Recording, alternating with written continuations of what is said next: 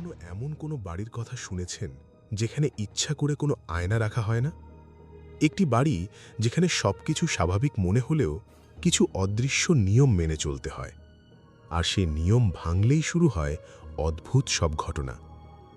আজ আমি আপনাদের শোনাব একটি রহস্যময় এবং ভয়ঙ্কর সত্য ঘটনা, একটি বাড়ির গল্প যেখানে বছরের পর বছর ধরে কেউ আয়না ব্যবহার করে না, আর সেই নিষেধের পেছনে লুকিয়ে আছে একটি অজানা অন্ধকার রহস্য। আসসালামু আলাইকুম। সিক্রেট ভয়েস চ্যানেলে আপনাদের সবাইকে স্বাগতম। আশা করি আপনারা সবাই ভালো আছেন। ঘটনাটি আজ থেকে প্রায় কয়েক বছর আগের। তখন আমি একটি কাজের সূত্রে ফেনীর সীমান্তবর্তী একটি এলাকায় কয়েকদিনের জন্য অবস্থান করছিলাম। সেখানে আমার এক পরিচিত বড় ভাইয়ের মাধ্যমে একটি বড় বাড়িতে থাকার ব্যবস্থা হয়।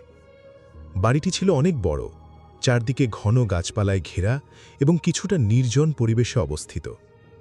প্রথম দিন বাড়িটিতে ঢোকার পর থেকেই আমার মনে অদ্ভুত এক অনুভূতি কাজ করতে থাকে। বাড়ির ভেতরে সবকিছু স্বাভাবিক মনে হলেও একটি বিষয় আমার চোখে পড়ে। পুরো বাড়িতে কোথাও কোনো আয়না নেই। একটি বড় বাড়ি, এতগুলো রুম, কিন্তু একটিও আয়না নেই, এমনকি বাথরুমেও না। বিষয়টি আমার কাছে বেশ অস্বাভাবিক মনে হয়। আমি বাড়ির মালিককে বিষয়টি জিজ্ঞেস করি, কিন্তু তিনি বিষয়টি এড়িয়ে যান এবং শুধু বলেন, এটা আমাদের পারিবারিক নিয়ম। তার উত্তর শুনে আমার মনে সন্দেহ আরও বেড়ে যায়, কিন্তু নতুন জায়গা বলে আমি বিষয়টি নিয়ে আর কিছু বলিনি। প্রথম দিন রাতের খাবার খেয়ে আমি আমার রুমে ঘুমাতে চলে যাই। সবকিছুই স্বাভাবিকভাবেই চলছিল, কিন্তু রাত প্রায় 2টোর দিকে হঠাৎ করেই আমার ঘুম ভেঙে যায়। মনে হচ্ছিল কেউ যেন আমার রুমের বাইরে ধীরে ধীরে হেঁটে যাচ্ছে। আমি কিছুক্ষণ স্থির হয়ে শুনতে থাকি, তারপর সাহস করে দরজা খুলে বাইরে তাকাই, কিন্তু কাউকে দেখতে পাই না। চারদিকে শুধু নিস্তব্ধতা আর হালকা বাতাসের শব্দ। আমি ভাবলাম হয়তো আমার ভুল হয়েছে। তারপর আবার দরজা বন্ধ করে ঘুমানোর চেষ্টা করি। পরের দিন সকালে বাড়ির উঠানে হাঁটতে গিয়ে আমি একটি অদ্ভুত বিষয় লক্ষ্য করি।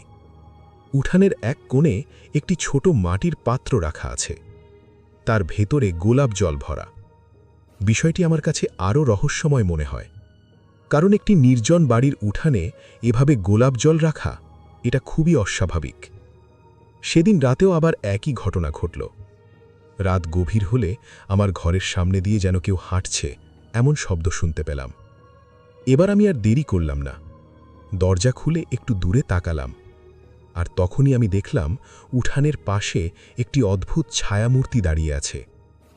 আমি ভয়ে স্থির হয়ে গেলাম। আমার শরীর যেন এক মুহূর্তে জমে গেল।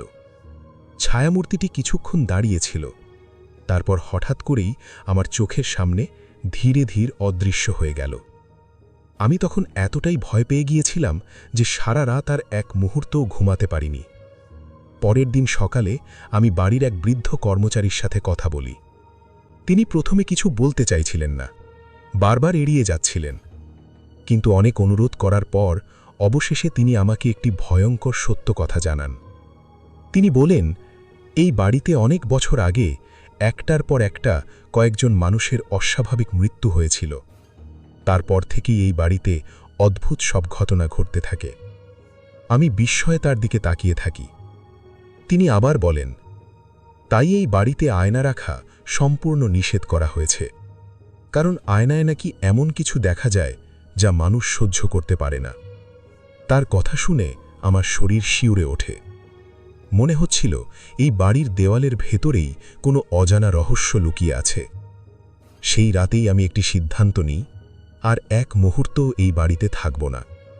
পরের দিন সকাল হতেই আমি দ্রুত সেই বাড়ি ছেড়ে অন্য জায়গায় চলে যাই। আজও যখন সেই বাড়ির কথা মনে পড়ে আমার শরীর কেঁপে ওঠে।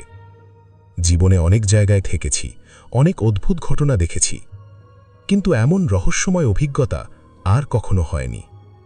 এই ছিল আমার জীবনে ঘটে যাওয়া একটি সত্য এবং ভয়ঙ্কর ঘটনা, একটি আয়নাবিহীন রহস্যময় বাড়ির গল্প। এখন আপনাদের কাছে একটি প্রশ্ন, আপনার কি মনে হয় সত্যিই কি আয়নায় এমন কিছু দেখা যায় যা মানুষ সহ্য করতে পারে না, নাকি এই বাড়ির পেছনে লুকিয়ে আছে আরও বড় কোনো রহস্য? আপনার মতামত অবশ্যই কমেন্টে জানান। আর আপনার জানা বা আপনার আশেপাশে ঘটে যাওয়া এমন কোনো ভয়ঙ্কর বা রহস্যময় ঘটনা থাকলে ইমেল করুন secretvoiceinfo@gmail.com। আপনার গল্পই হতে পারে আমাদের পরবর্তী ভিডিও। আপনি যদি এমন আরও রহস্যময় এবং ভয়ঙ্কর সত্য ঘটনা শুনতে চান তাহলে সিক্রেট ভয়েস চ্যানেলটির সাথে থাকুন। ভিডিওটি ভালো লাগলে লাইক দিন, চ্যানেলটি সাবস্ক্রাইব করুন এবং আপনার মতামত কমেন্টে জানাতে ভুলবেন না। পরবর্তী ভয়ঙ্কর ঘটনাটি নিয়ে আবার দেখা হবে খুব শীঘ্রই। ততক্ষণ পর্যন্ত সাবধানে থাকুন।